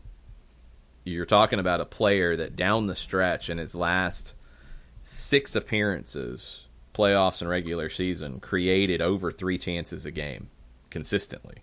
And it wasn't like he had a blip where he had one where he created 8 chances and he had games where he created 1. He was consistently creating chances and consistently impactful. Nick has said it in our chats about soccer over there, and I feel like I'm referring back to the Maradona documentary a bunch of times. I did watch it again last night when stuff was going on. I pulled that up and it was on in the background. But go and refer to what Maradona said about his first year in Serie A. Go and refer to what other players have said when they transition to another league and how they have to adapt to it. It's not easy. And for Pity specifically, I think some of what Maradona said about Serie A was very important, because he talked about having to adapt to the speed of play, and he had to find the balance between his technique and speed. He couldn't go. He's a skill player. Like, Pitti is not slow, but the game in MLS can get fast and frantic at times. And Pitti needs to slow it down and rely on his skill, because if he's going 100 miles an hour, his skill doesn't have the same effect. When he was able, I think as the year went on, to kind of feel the pulse of the game a little bit better in this league, I thought he was incredibly effective. When he was rushing and it felt like he was trying to play fast, he wasn't as effective. I think given another season, he'll be even more effective. We saw it with Barco. I think we'd see it with Pitti. So I'm not on the train that is, there's no way Pitti Martinez is back next year. I really think that's incorrect. Could a deal materialize that you can't say no to? Sure, because it can with everybody. Everybody. But I don't know if that happens this year. I think he's back, and I think he has a big year in 2020. I really think that can happen. I really think it will happen. Zona Confusion is going to miss Nagbe, but also glad he's going to play at home near family. If you could call your dream shot, in quotes, who would you bring in to replace him? Well, see, but you don't live in dreamland with MLS, because you're going to be limited in what you can do. I mean, you're going to be limited to somebody making $1.5 million or less. Because let's go back to the previous question about what is Pitti Martinez going to be back. Okay, say he's not. Say you find somebody to pay you a stupid amount of money and it's the right deal and you do it. I don't think your signing of a replacement for Nagbe is going to slot into a designated player role if there was one open. I really don't see that. So I think you're talking about somebody $1.5 million or less. It's what we get into all the time. I mean, how many people in the MLS circles knew who Joseph Martinez was when he was signed? Not many. How many people knew who Miguel Almiron was when he was signed? Not many. Pitti Martinez, a little different because of the 2018 he had. Ezequiel Barco, another one. Not when it first started, it's like, oh, yeah, I know Ezequiel. But no, not many people truly did. This type of player, I don't think it's going to be a household name. I don't think it needs to be. I think that's what Atlanta has shown in this league, is that you can go get players who are incredibly talented, good fits, good value, and good assets to move on and get more back in return later without just signing guys that you've heard of and guys who have a lot of name value. So instead of talking about a specific player, I'll talk about a player type. I think you want a number 6 who is going to be your possession hub. I think if you got that kind of player, if you got a number 6 that is who you play through, that could elevate this team to a whole nother level. That's the type of player that I think you're probably looking for here. If you get a number 6, oh man, I don't know. I'm trying to give you a good focus for comparison. Not the Pirlo type, but more like a Fernando Gago when he was at his best. Player like from Argentina years ago, Redondo. A player you can play through, who can push forward like we saw Darlington Nagbe do, but a player who can also cycle possession, keep possession, and sit and play in front of the back four and be disciplined in that role to free up, if it's Eric Rometty, if it's Emerson Heineman next to him, if it's somebody new, to do the running, to do the legs. You want this player to play the piano. I think that's the player that could elevate this team to another level. So that type of player is who I'm looking for. And Stephen Joyce, to all of that discussion, he says, we talk about the chess pieces, all the players on the move, et cetera, but what about the genius puppeteers? What do we know about the contracts for Boca and Darren? We're coming up on 5 years for these guys, no?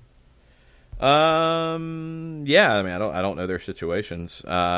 I think Darren has made it clear that he's very happy. I mean, he spoke to people at the World Football Awards and didn't give any hint like he might be looking for something else. I think he's got plenty to do. I think he kind of relishes pushing things forward. I think Carlos is in this boat as well. I think both really relish the effect that they're having, because you get people in those roles at different clubs who are filling a role and doing the job and can do a great job. But, you know, if you're at a huge club already, okay, you're just filling the role and you can do great with it. But how much of an impact, how much change are you creating? And I think both of those guys are guys who relish the opportunity to create change. And Atlanta United's creating change in Major League Soccer and in American soccer as a whole. And honestly, you want to get real about it, creating change worldwide with what they're doing, because this is a club that is valued among the biggest clubs in the world. This is a club that is drawing attendance with the biggest clubs in the world. There's not a lot of clubs that would be better to go to. So I think both are happy. I don't think anything's been said really publicly from either one or about either one about the potential for them going anywhere. I think there's still plenty to do, and there's still a lot of change to affect. Alex Krupp has come in this morning. He says he's trying not to cry about Nagbe. He's a class act player, but he has an actual Thursday thought that is not about Atlanta United. Uh-oh, dangerous. Serginho Dest did an interview the other day and said that the USMNT treated him like he was wanted from an early age, another piece of evidence that players care about more than we give them credit for. Yeah, and that was my point when that decision came down, was that his time with the youth national teams and being in those camps and being with those players and dealing with, you know, his last youth national team coach was Tab Ramos. They did the job. They made him want to play for this program. And that's why the youth national team roles that are now vacant are very critical. Because Serginho Dest does not choose to play here if he doesn't have that experience. Period. So comfort is a very important thing. I mean, it actually does relate back to Darlington Nagbe. It relates back to Landon Donovan, who everybody wanted to criticize for not wanting to test himself against the best. He had an amazing career as a professional soccer player, and he was happy where he was doing it. What's wrong with that? So Dest wanting to play for the U.S., he's happy. He's comfortable. That's good. Darlington Nagbe wanting to go back closer to home and play for a coach that he obviously has played for probably more than anybody else that he's played for in his life. He's happy. That's good. There's nothing wrong with that. And especially in this case, where the way Atlanta handled it, where everybody's going to win in this deal, so nobody's going to be hurt by Nagbe wanting to go back. It worked out great. Serginho Dest choosing to play for the U.S., he's happy with that decision. And I think the comments he's made point you to that direction. That was a number one thing for him. He could have tried to fight his way into a Netherlands team that had never really shown much interest in him before, or play where he's happy and play where he feels wanted. That's critical. Ricky Ricardo, back to the Nagbe discussion. He says, if Almiron was the engine of the 2018 team, the addition of Nagbe was the supercharger that gave Miggy even more power and freedom to run rampant through opponents. I hope he's remembered nationally for what his role was here and how successful he was in it, not diminished because of numbers. Well, Nagbe was the driver, first off. I mean, we know that he was the driver. I hope that you know what I'm talking about. I think some people out there do. Okay. Mm-hmm. Okay. He was the driver. So, according to WSB TV. And Nagbe, I don't know if people understand his role. I don't think nationally everybody does. I mean, you get comments that I see on Reddit and other places about he was incredibly overrated. Okay. We'll find out. I don't think he was. I think he's very unique. I think Darlington Nagbe is such a unique player that you're not going to find an easy comparison like for like with him and anybody else. Is he going to be the right fit to take Columbus to the next level? Maybe. Is his absence going to be a critical element for Atlanta United in 2020? Maybe. I don't think you replace him directly. I think you're going to have to do it differently, and that opens the door up to, you know, do you get that right or not? Just because he is not a player that you're going to find who gives you the exact same skill set very often. I think Atlanta fans will always have a really warm feeling for Darlington Nagbe and the work he put in here and what he gave this team and the city in his 2 years here. And that's all you can ask for as a professional athlete, is that you go in, you do the job, you're remembered well, and he will definitely get a huge reception when he comes back with Columbus next year. Daniel Price this morning says, as much as I'm sad to see him go, if the report's accurate, I think we'll be okay. We brought in Hyndman, and I think he'll grow well into that role. While he isn't Nagbe, he has similar elements to his game, along with being a little more dangerous in the offensive third. I agree that Hyndman can be that replacement. It's different. It's not exact, but yeah, I think he is a somewhat similar type of player. I don't know why that's being poo-pooed a lot by a lot of different people. I think that was the idea when Hyndman became available. I mean, again, this deal with Nagbe didn't pop up out of nowhere. It wasn't like his move from Portland to Atlanta. This was something that had been discussed and percolating and worked on all season long. So you have the opportunity to go get Hyndman on a loan first. Does give you a little bit of protection. Obviously played well. Obviously a player that Frank DeBoer trusted. I think Emerson Hyndman, if, let's just say you get to that point. Now, we don't know what his contract would be because you'd have to sign him to a new one at the end of the summer window. That's when or June 30, I think, is when his contract is up with Bournemouth. So you're going to have to sign him to a new deal. Don't know what that would be. I don't think it would be at the Nagbe level. Don't think it would be at that kind of money. So what does that look like? How is the cap stuff going to work between bringing in all this allocation money, opening the spot where Nagbe's sitting? Does it become a situation where that gives you the ability to give Julian Gressel a raise or Leandro Gonzalez-Pirez a raise, use the allocation money that you bring in to buy that down to whatever level they've been at, then slot Hyndman into Nagbe's type of salary cap spot? Sure, that could happen. That could definitely happen. And I don't think you're going to have a huge absence if it's that simple. I do think they're going to go out into the market for a number 6, though. I think that's the position that can take this team to another level. And I think it's a position that Frank DeBoer would probably be targeting. Tofka jumped back in, and he's got a thread where he tips his hat to Nagbe, and it's a 3-step thread, so it's a good read there. Michael Ruiz says that $750,000 in GAM, $300 in TAM sent to Portland for Nagbe. If we get the same amount in return, it's a 2-year loan for free. Great ROI. Anything above that's a bonus and shows how this club operates at a higher level than most in MLS. The front office is killing the game.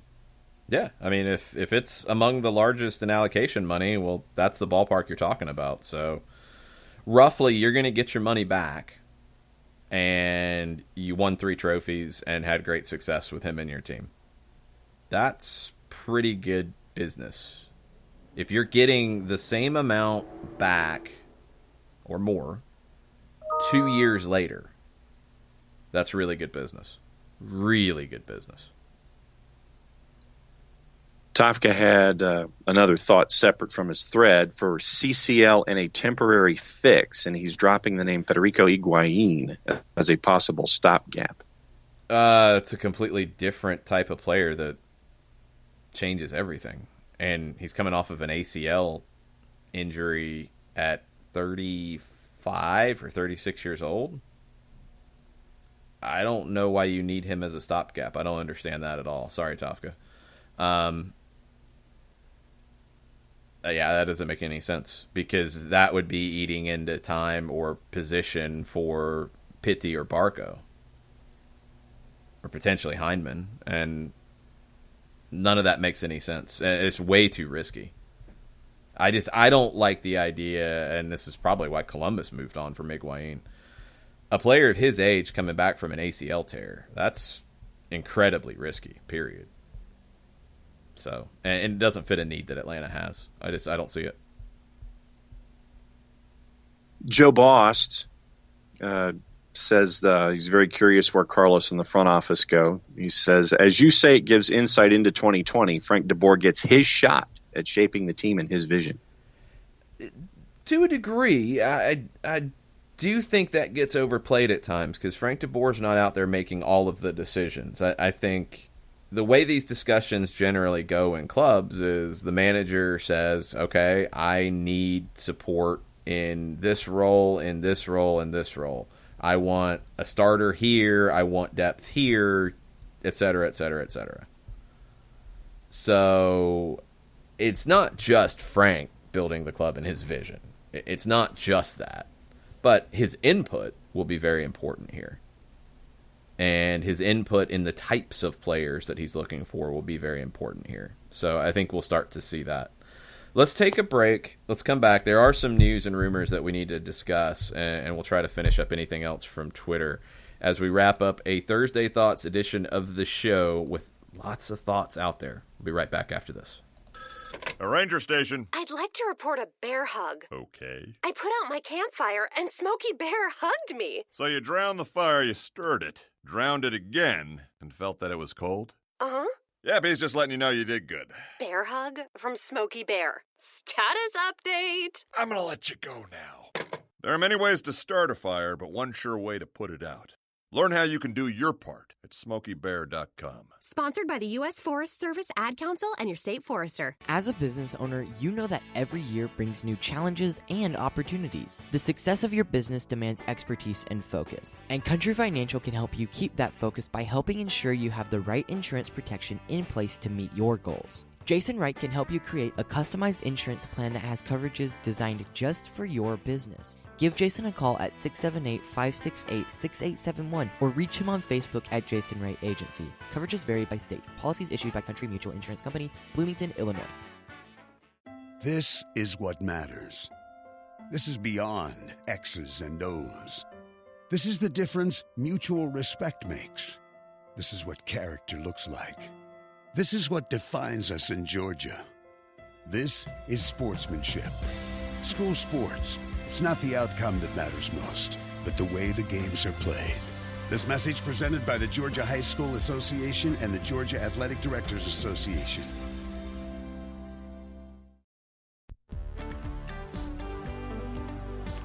If you've been hurt in a car wreck, contact my friend Steve Apolinski of Apolinski & Associates.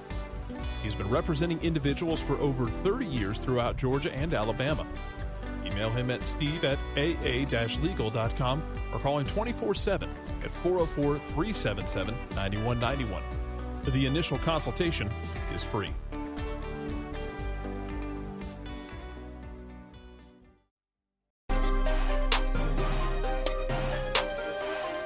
Welcome back. Final segment. See how long this lasts. Yep. On a Thursday Thoughts edition of the show. Everybody talking about the news from The Athletic. Paul Tenorio, Sam Stejkal reporting that Darlington Nagbe will be traded to the Columbus Crew for the 2020 season in a very large deal. One of the largest sums of allocation money traded in MLS history, which puts you in a 1.05 million plus type of conversation. That's what Nagbe was traded for at the end of 2017. That's what Justin Merrim was traded to Orlando for at the beginning of 2018. That's what David Accam was traded to Philadelphia for. 1.2, 1.6 expected with all the triggers that were reportedly easy to hit. In 2017, Dom Dwyer going from Kansas City to Orlando. So somewhere in that ballpark. I thought it was interesting that Arcadio Marcuzzi commentator for French language radio coverage of Montreal Impact on 98.5 FM in Montreal, said this, and of course it's translated from French. He said, if Atlanta's trading Nagbe, then they must have and this is the translation, very, very beautiful catch in their sights. Potentially, yeah. I don't know if everybody knew about the report from Rob Usry in February about Nagbe wanting a trade, wanting to go to Columbus, wanting to reunite with Caleb Porter in February. And there's a lot of talk about this. If Nagbe wanted to go, and you have him under contract for one more year, which is what has been reported, you're at that point where you have to make a decision. Yep. And it's the same thing we've talked about with DC many, many times and other clubs in MLS. Now, Houston Dynamo is trying to force, or Albert Ellis is trying to force the Houston Dynamo into a tough spot. You can't let players play out contracts and walk for free at the end. You can't. It's not good business. So if you could not come to terms with Darlington Nagbe on a new deal, or if he just wanted to go and he wasn't going to sign a new deal for you, he wasn't going to stay, there wasn't an amount of money that could change that, well, you got to make the move, and you got to get what you can. And if you're able to get the same or more in allocation money that you did for getting him in the first place 2 years ago, 2 years later, we know Father Time takes a toll on people. Darlington Nagbe's not showing any signs of slowing down right now. But 2 years of wear and tear, and you're able to get the same amount or more for a 29-year-old midfielder that you, sounding like, trying to connect dots, that you weren't going to be able to sign to a new deal at the end of next season. It's a no-brainer. I'm sorry. It's a no-brainer for any player that you have to do that. You have to get what you can when you can. It's the only way you build a top club, and it's the only way you keep them as a top club. So I think that's where you're at here. So let's play the domino effect here a little bit. All right, Nagbe goes to Columbus. Artur, under contract for next season. Believe he's under contract for one more year, according to the reporting in Columbus. He's on a $412,000 deal in 2019. It's going to make him expendable. He's a talented player that I think teams are going to be chasing. So, okay, Columbus might be able to get some money back in trading Artur elsewhere in the league. That's going to make somebody a better team. You're also getting other reports about the trade window and the trade market. Pablo Maurer of The Athletic reported that DC United is shopping midfielder Ulises Segura. It's on a $170,000 deal in 2019. And winger Emmanuel Boateng, who's on a $185,000 deal in 2019. They're being shopped. Now, Boateng, you acquired him late in the year for $250,000 in TAM from the LA Galaxy, which was a baffling trade then. And now if you're trying to flip him, it's even more baffling because I don't think you're flipping him for more than you got him for because he didn't do anything for you. So DC continues to just blow your mind with how they're handling these things. Matt Jordan, Houston Dynamo GM, he told Glenn Davis on Soccer Matters that the Dynamo are having lots of trade discussions around the league. Reports in Montreal, Sofiane Benzaza and Nilton Jorge are reporting that the Impact are trying to offload forward Maxi Urruti, who's on $1 million deal, goalkeeper Evan Bush, who's on a $295,000 deal, and center back Victor Cabrera, who's on a $300,000 deal. Trying to offload them. So you've got Montreal trying to deal players. You've got Houston having conversations. You've got DC trying to trade players. Columbus will probably make a move if Nagbe comes in because you're not going to have Artur as a backup sitting on $400,000 a year. And he's going into the last year of his deal. Trade window is going to be bonkers. Kansas City reportedly has interest in Puebla's Canadian national team forward Lucas Cavallini. He scored a lot of goals for Puebla. He's done very well for the Canadian national team. That's an intriguing move. I think he wants to go to Europe eventually, but he's also talked about wanting to leave Puebla and go to a bigger Liga MX team to help facilitate that? Would he feel like going to Kansas City might be a better way to get to Europe? I don't know. We'll see. Kansas City's needed a number 9 since they traded Dom Dwyer, so Cavallini could be that. Uriel Antuna, who has been with the Galaxy on loan from Manchester City, and there were reports that they wanted to extend that another year. Now you've got Chivas de Guadalajara, who is talking about bringing Antuna in, presumably on a transfer from Manchester City. So stay tuned there. On the Galaxy front, Jonathan Dos Santos told reporters yesterday he's got 2 more years left on his deal, and he wants to finish his career in Los Angeles. We'll see if that happens. We'll see if he maybe changes his mind and wants to go back to Mexico. I don't think Jonah actually played in Mexico at any point. I think he went to Barcelona very, very young, so maybe he wants that experience at some point. We'll have to see. But he's got 2 more years in L.A. right now with the current deal. And then off the field, you've got reports out of St. Louis that per KMOV, they are expected to break ground on their stadium in January, and they will start play in 2022. That would give them 2 years to get it done. That should make sense if everything goes according to plan. In action tonight, 7:30 with the women's national team. Yes, I thought you were going to give the information. Oh, no, I was sorry. I was teasing. So it's against Sweden tonight, and it's in Columbus, FS1 in Tudene.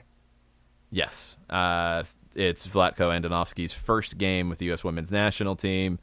Curious to see if they look differently tactically. I mean, he's only had a couple days with the group. How much does he try to change? Some new faces in camp. Do we see him? I'm intrigued. I'm going to watch tonight. I'm looking forward to it. All right, couple of other thoughts on the Twitters this morning before we say good night now. And as I was telling you in the last commercial break, the Soccer for Good OG Jill Robbins has, I think, the question of the morning. Okay. She says, we'll definitely miss the enigma that is Darlington Nagbe. Certainly the question in everyone's mind is who will take over the shoe phone in locker room picks. You might have to retire the shoe phone. I mean, it might have to be something else. I don't think you can continue that. Feels a little disrespectful.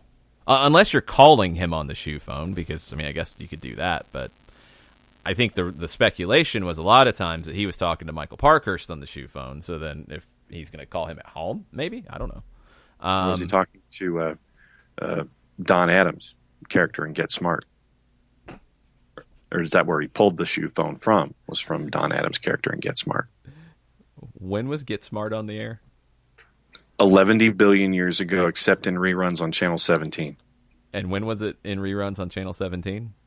About 4 billion years ago. You pulled a Get Smart reference in 2019. My mind is blown. I could have also pulled a Tennessee Tuxedo reference as a sidebar to Don Adams, but decided not to do that. What would that have had to do with? Just Don Adams. It was the Tennessee Tuxedo. The voice of Tennessee Tuxedo was Don Adams, who was also the star in Get Smart. Who was Tennessee Tuxedo? Cartoon character. Tennessee Tuxedo and Chumley? You don't remember the cartoon? No. When did it Generational air? Disconnects for 500, Alex. When did that air? If we're in the billions of years ago, where did it fit? Same concept. It was 11 billion years ago initially, and then 4 billion years ago on Channel 17 early Saturday mornings. Okay. Tennessee Tuxedo.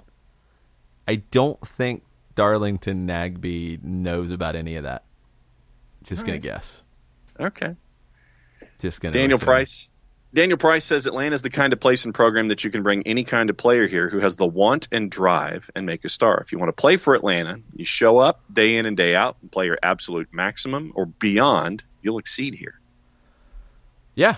I mean, anybody with any ambition, I think, would look at the opportunity and realize what they can be in Atlanta, because you're going to be playing for one of the biggest clubs in the hemisphere. You're going to be playing for an incredible fan base. You're going to be playing in an unbelievable venue. You've got a training ground to go work in and day out that is as good as anywhere in the world. It's not going to be hard to recruit people. Like that's not going to be a difficult process. So, sky's the limit. I mean, the only thing that limits you is the salary cap and rules on that. But if you want to go all the way up to $1.5 million in salary and make all that fit, you can do that, and you can get a lot of player for that type of salary. And Daniel also says he thinks that the team keeps the current style of Dutch South American total football will be more in both De Boer and Carlos's vision. Says it's Atlanta United style, and I think it'll continue to develop, become better and better each year. And a lot of that is what total football essentially is. It's not as rigid as some would lead you to believe, because you get different perspectives on it. You know, you compare two very different types of personalities in Johan Cruyff and in Louis van Gaal, who didn't get along in those conversations because they looked at things differently, but their teams were not as dramatically different as I think either one of them would lead you to believe, especially Cruyff looking at Van Gaal teams. I think Van Gaal teams were more structured and more organized, but still wanted to do a lot of the same things that Cruyff teams wanted to do, and still wanted to have a lot of the elements of Cruyff teams. Frank de Boer's a very interesting person in that spectrum because he played for both and was heavily influenced by both. So he's going to be able to pull elements from both. And then, you know, and we talked about it when Tata Martino left, Frank de Boer comes in, how different are they going to be? Like, the perspectives are not that dramatically different. We're not talking about going to Jose Mourinho, we don't want the ball. We're not talking about going to Matias Almeida and his style of play, that there's a lot of elements that are very, very different. You're not talking about that kind of a change from Tata to Frank. It wasn't that different. Frank wanted them to be more organized defensively. That felt like his number one goal. And as he said after the playoff loss, maybe he tried too hard to put that stamp on the team early on. But it's not like Tata Martino didn't want the team to be better defensively either, because that was an ongoing focus for him. So now you've had 2 years of Tata. You've had a year of Frank. You've had Frank experience the league. He knows the league better. Look at the jump that Tata Martino made with the team from 17 to 18. Now Frank's had a year where he understands it more. He understands the challenges, the style of play, the personality of the league, the things that you don't get without experiencing it. Can he make that jump from 19 to 20? And can this team get even better? It should. Now, you're going to have to deal with the loss of Darlington Nagbe. You're going to have to make decisions on Julian Gressel, Leandro Gonzalez-Pirez, Florentin Pogba, Tito Villalba. You've got players on contract situation that you have to make short and long-term decisions on. Okay, but you're also going to have resources to go out and bring in replacements if needed or if wanted. It's a year coming up that should be even better than this year was, which was really good. So I'm excited to see it. I'm excited to see what it can be, and I'm excited to see what this version of total football and just this version of Atlanta United is. You want to control games, you don't want to have a lot of risk, and you want to get forward with creativity, with flair, with excitement. You can do all of that, and you can do all that with the group you have now as a building block and with a couple key additions. Yeah, this team can be an MLS Cup winner in 2020. They can be a CONCACAF Champions League winner. They can be a U.S. Open Cup winner. They can win everything in front of them, and I think that's the ultimate goal. It's going to be, you know, what challenges happen during the year that we know always will. Injuries, national team call-ups, whatever, this ever, you know. It's going to happen. How you weather that. Who else around the league gets better. What your draw is in CONCACAF, what your draw in the Open Cup is, all those things that affect it. But this is a team that will compete for every trophy that they play for in 2020. I really, truly believe that. And Joe Bost and Chris Hutchison did get the Get Smart reference. And good job, guys. Joe Bost I Joe knew Bost Get Smart, actually, but I had no idea what the Tennessee tuxedo thing was. and Joe Bost actually got the Tennessee tuxedo reference. Michael good on you, Ruiz Joe, did 'cause I some had research. no clue. Michael Ruiz did research and said Tennessee Tuxedo aired from 63 to 66 on CBS. He says, wow, sometimes I wonder how old these references are from John, and I just found out. Goodness gracious. Wow. Yeah, I don't remember that even airing as reruns. I mean, I don't remember that at all. The Don Smart and Get Smart, yeah, I knew that. And the last thing in the timeline this morning comes from Joe Bost. And it was an excellent idea that normally Nick Alifi does when it comes to our shows and our timelines. Joe says, in honor of Darlington, the 17 should get their hashtag HMAS scarves while they last. Yes. Get your Holding Midfielders Appreciation Society scarf while they last. There could be some other things you want to look at on our Twitter timeline coming up later today. I'm just saying. Maybe. Possibly. It's a very kind of possible perhaps. kind of thing. Perhaps. Yeah, maybe. Be on the lookout. That's all I'm going to say. A couple other bits of news for you while you are getting your scarf. And if you want to get your scarf, come out and see us at the Brew House. You can also send us a message. We will ship it out to you. They're $20. They are $5 shipping, and that supports the show and allows us to grow and do more stuff. Couple bits of news. Serginho Dest will be returning to the U.S. men's national team for the November camp ahead of CONCACAF Nations League. Christian Pulisic will be part of that call-up. It appears, according to Pro Soccer USA's Julia Poe, 10 foreign-based players will be named to the roster.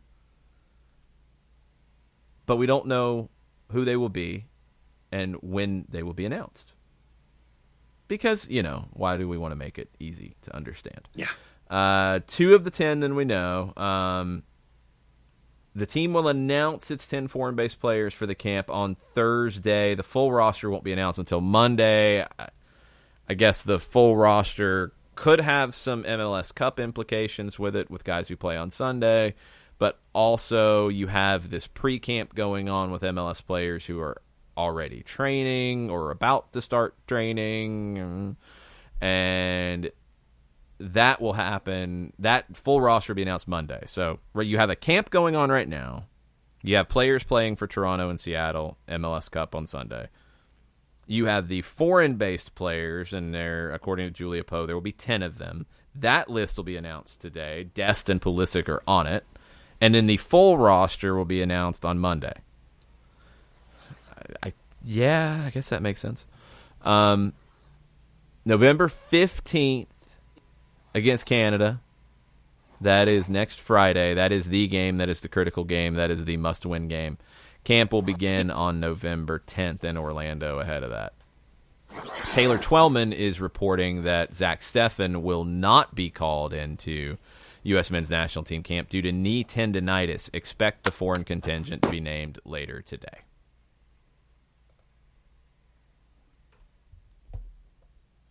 So Brad Gazan could be your starter for the U.S. team in those games. And Tafka forwarded the USMNT full screeny with the roster additions, all 9 of them. Okay. Well, then let's get to that. Tyler, yes, I do. I've clicked onto it, and it's a rather large photo. Okay. In alphabetical order.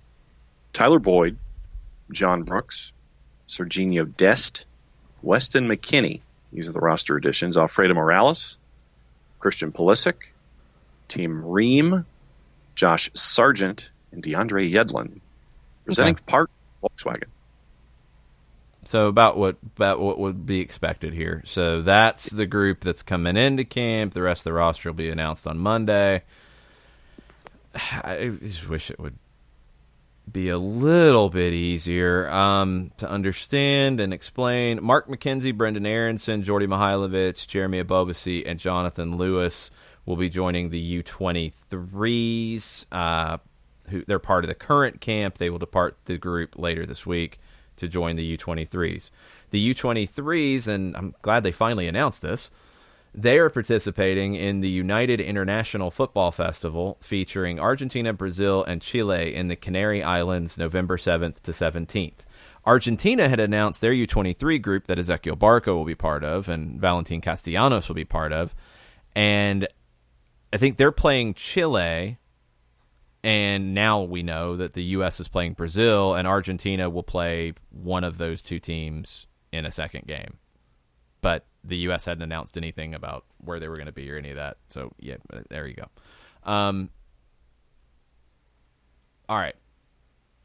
That's U.S. men's national team. We'll get into plenty of that next week. We're going to get you set for MLS Cup tomorrow with Toronto and Seattle.